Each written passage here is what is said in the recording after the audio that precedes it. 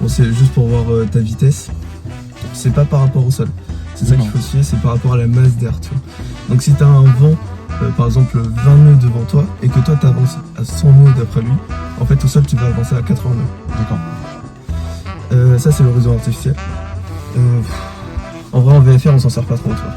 Oui. À part pour les taux au virage, sinon c'est tout.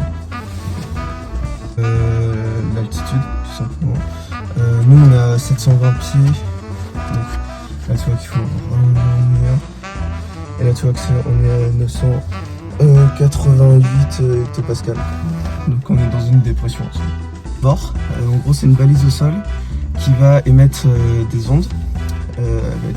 Au sol par exemple, on va dire au centre là, toi tu vas être là, lui il va te donner un radial.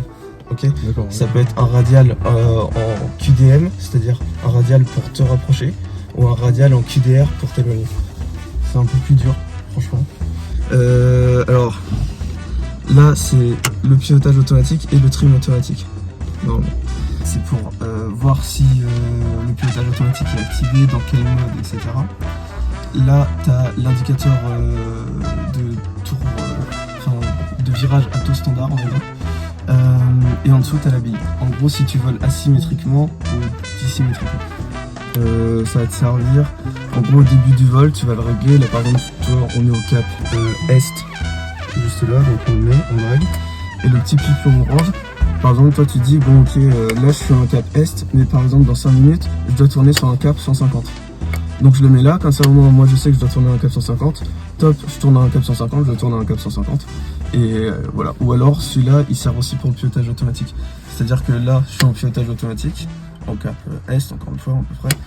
Et je dois tourner au cap 150, j'ai juste besoin de tourner le pipion, et l'avion va tourner tout seul. D'accord. J'ai rien besoin de faire. Si tu vas monter, il va t'indiquer combien de centaines de pieds tu vas prendre par minute. Et si tu vas descendre, exactement la même chose.